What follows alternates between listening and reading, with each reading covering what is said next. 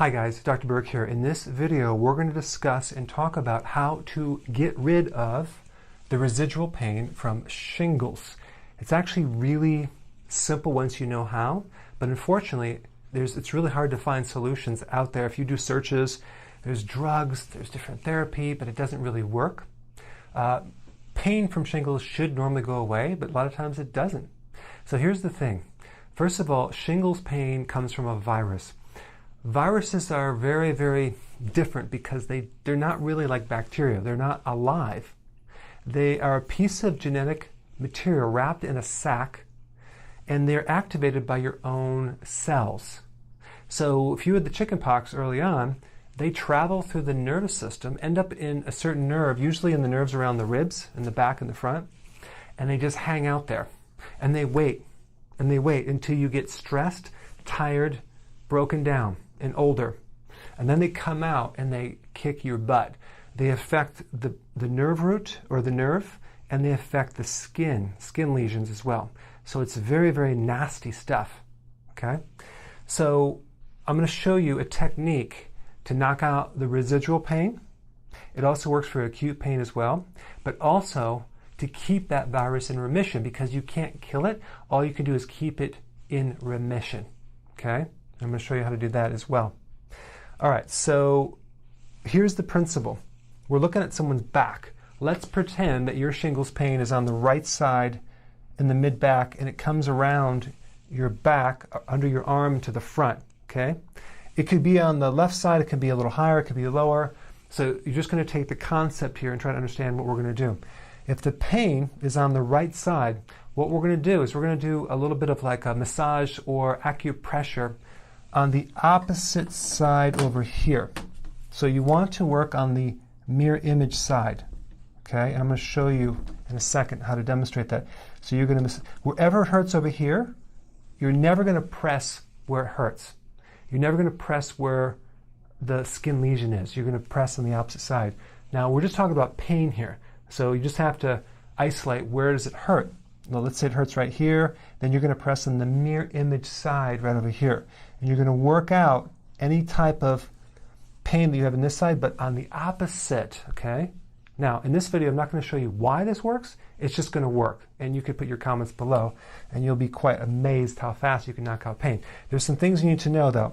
If it hurts on this side and you press on the opposite mirror image side, it's going to be twice as tender as if you press on this side. So in other words, you're going to be quite surprised how tender it is on the good side.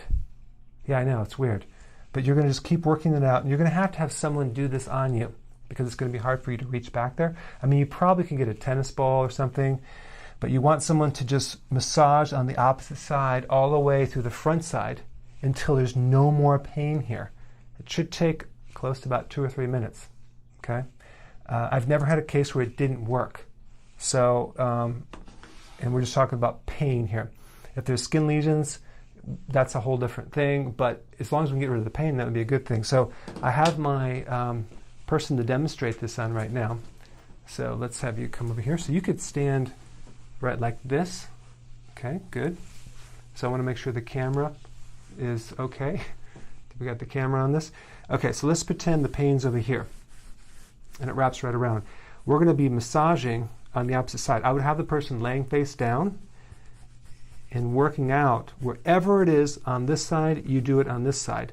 And it travels down a nerve, okay? And there's going to be a couple spots that are going to be excruciating. So you want to go light at first and just kind of work it out to their tolerance, and you just massage all the way around on the nerve root. Now, the key, the little secret to this is that there's, like, a lot of times you have a band of pain. What you want to do is find the epicenter of this pain on this side, on the good side, when you press. It won't hurt unless you press. And you just work that out, and you find that nerve. There's going to be, like, around a rib. You're going to find one rib that's going to be so painful. So you're just going to stick on that and massage it and follow it down around through here, okay? So now, if it's around the front part, let's say it's around here, what we'll do, you can just hold that there. We're going to work on the rib and work on the front part too, and we'll massage that right through in here. So we're just going to mirror image stimulate the opposite side where that pain is on this side. Okay? Thank you. So you got the concept? You're basically just working on the mirror image size. No one does this. They do therapy on the part that hurts. Well, it doesn't work like that. This will knock it out. And it has to do with what's happening to the brain. That there's a stuck flow of pain through there. And by pressing the opposite side, you're sending signals up to the brain because the nerve that goes down this side actually crosses over the spinal column and connects to this side. They're on the same circuit. So if you work on the other side of the circuit, you can knock out pain on this side. It kind of neutralizes that stuck flow, and that's what pain is. Okay, so that's how you knock out the pain. Now, what do you do to improve and keep it in remission? Okay, so there's a deeper issue I want to show you out of this book right here, SIBA. Okay, this is by Frank Netter, MD. And this is on the adrenal chapter. The adrenal gland is on top of the kidney. They're stress glands. And the adrenal, and it has a little part where it talks about the adrenals control the susceptibility to viral infections.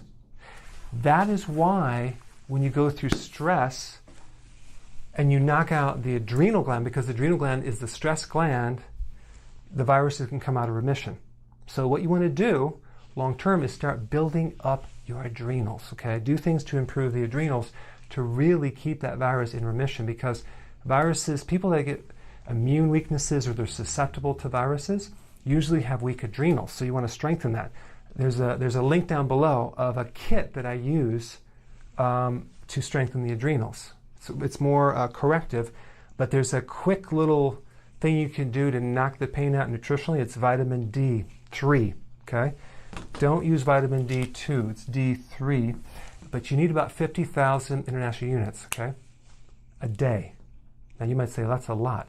Well, what's happening is vitamin D is intimately connected to your immune system, and what happens is that when you increase vitamin D, you can push that virus back in remission, okay? In fact, let's just think about a couple things. When do people get the flu, which is usually viral? In the fall, right? Like November? Why? Isn't it a coincidence when you start dropping, you go from the summer months, which is all the sun, vitamin D, to no sun. It drops the vitamin D, making you more susceptible to getting sick. Yeah, that's why. So there's a huge connection also with cervical, there's a certain virus that comes out in the cervix, and it comes out in the fall too. It's pretty interesting. So viruses tend to come out when there's low vitamin D levels. So I'll put a link down below of what I'm talking about. But the point is that when you take vitamin D in higher amounts, you can a lot of times push the virus in remission. But anytime you take vitamin D3, you need vitamin K2. Why? Because they work together. If you take too much of this, you'll get soft tissue calcium deposits in the wrong places. So K2 drives the calcium in the right places into the bone, and it works together with vitamin D, and you'd need 500 micrograms. Get the MK7 version. The combination of this taken in the morning would be very, very good to help keep that thing in remission, and then also work on your adrenals, okay? So go ahead and apply this technique and put your comments below.